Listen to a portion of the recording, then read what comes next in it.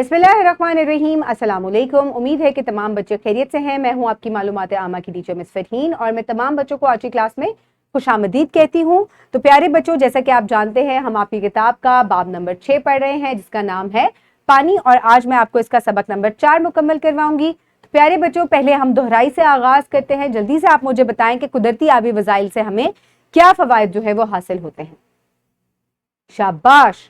तो प्यारे बच्चों, पानी के क्या क्या इस्तेमाल है? ये पीने के लिए इस्तेमाल होता है, खाना पकाने के लिए, जानवर इससे पी के नशोनुमा पाते हैं, पौधों को भी ये दिया जाता है, और आप धोने के लिए और सफाई सुथराई के लिए भी इसको इस्तेमाल करते हैं। तो इसका जो जमीन पर आने का जरिया है वो है बारिश और बर्फबारी, और ये मुख्तलिफ ज़खायर में, नदी नालों में, दरियाओं के जरिए जो है ये जमीन पर आकर महफूज हो जाता है। इसके अलावा समंदर जो है, ये पानी का सबसे बड़ा जखीरा जो है वो जमीन पर है। तो प्यारे बच्चों, बर्फबारी भी एक ऐसा जरिया है जो कि पानी को जमीन पर लेकर आता है। ये बर्फ पहाड़ों पर पड़ती है और जब पिघलती है तो ये भी नदी नालों में पानी लाती है और वहां पर पानी जो है वो जखीरा हो जाता है, और इस तरीके से पहाड़ों पर जो है वो बर्फ जमा होती है, और जब सूरज की रोशनी से ये पिघलती है तो ये नदी नालों में जाकर इकट्ठी हो जाती है।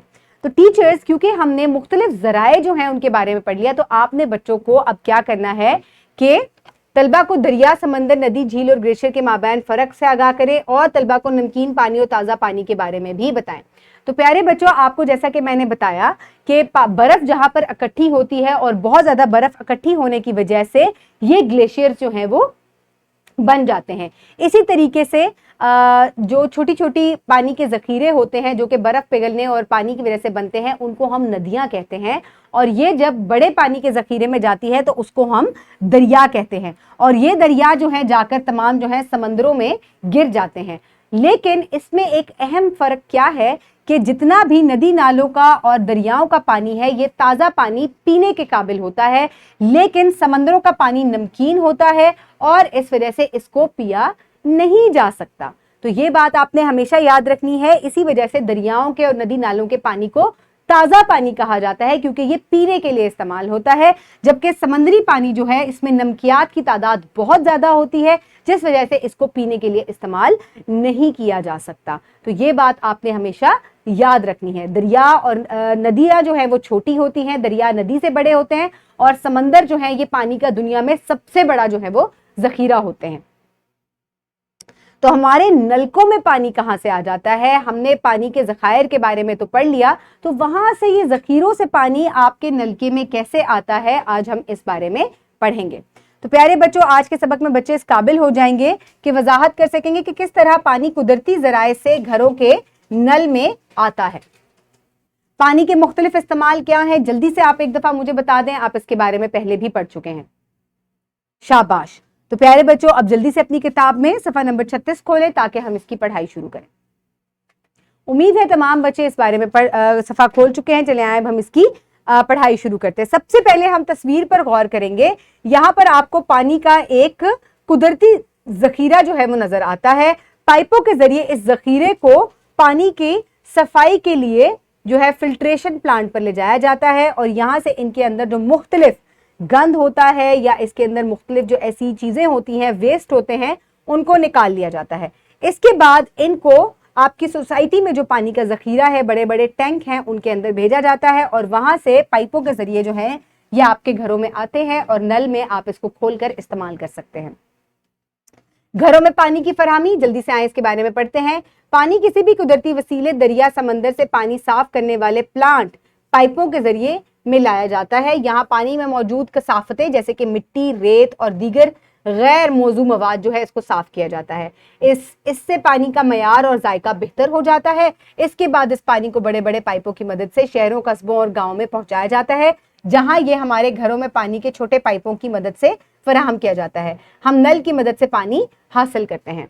तो प्यारे बच्चों, असल में दरियाओं से और मुख्तलिफ जो पानी के कुदरती ज़राए हैं वहां से पानी फिल्ट्रेशन प्लांट में इसलिए ले जाया जाता है ताकि उसको पीने के लिए या इस्तेमाल के काबिल बनाया जा सके, क्योंकि उसमें बहुत सी मिट्टी, रेत और जरासीम और दूसरी कसाफतें होती हैं जिनको साफ करना बहुत ज़रूरी है, तभी वो पानी जो है आपके इस्तेमाल के और पीने के काबिल जो है वो बनता है।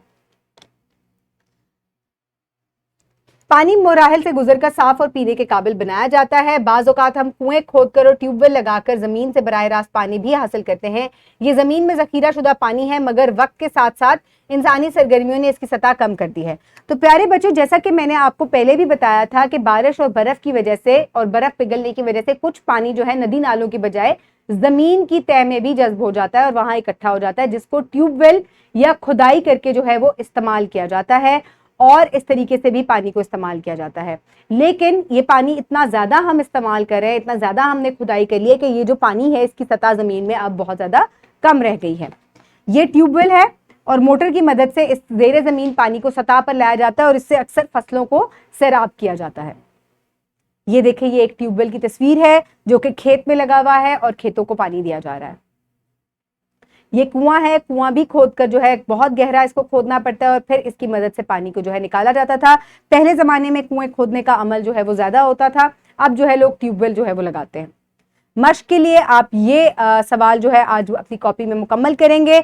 हम कुदरती ज़राए से अपने घरों में पानी कैसे इस्तेमाल हासिल करते हैं, तो आपने वो जो पूरा मरहला है अपनी किताब की मदद से यहाँ पर दर्ज करना है कि पानी के कुदरती ज़राए से पानी को फिल्ट्रेशन प्लांट में ले जाया जाता है, जहाँ पर उसकी सफाई की जाती है, उसके जायके को बेहतर बनाया जाता है। फिर उसको बड़े बड़े टैंकों में हमारी सोसाइटी में लाया जाता है, जिसको छोटे पाइपों के जरिए हमारे घरों में भेजा जाता है। और ये वर्कशीट आपने मुकम्मल करनी है जो कि बहुत आसान है। आपने ड्रॉ करने के साथ, ड्राइंग के साथ जो है पानी के कुदरती वसाइल से हमारे घर तक पानी की जो रसाई है उसका रास्ता जो है वो बनाना है। बहुत आसान है, आप अपनी किताब से भी इसकी मदद ले सकते हैं। तशखीस के लिए आप इस सवाल का जवाब देंगे कि आपके घर में पानी कैसे आता है। आपने पूरा मरहला जो है अपनी टीचर को एक दफ़ा ज़बानी बताना है। उम्मीद है आपने ये कर लिया होगा। और आज आपने होमवर्क में सरगर्मी करनी है नंबर 5, जिसमें आप अपने घर में पानी कैसे ज़ख़ीरा करते हैं इस बारे में बात करेंगे। और अगर आपके इलाके में 2 दिन तक पानी मैसर ना हो तो आपके अहले खाना को किन किन मसाइल का सामना करना पड़ेगा। आपने इन दोनों चीज़ों के बारे में अपने वालिदैन से घर में बातचीत करनी है। घर से आप तस्वीरी मुताला जो आपकी किताब में इस बाब के साथ दिया गया इसको मुकम्मल करेंगे, जिससे पानी के ज़खायर की शनाख्त करेंगे।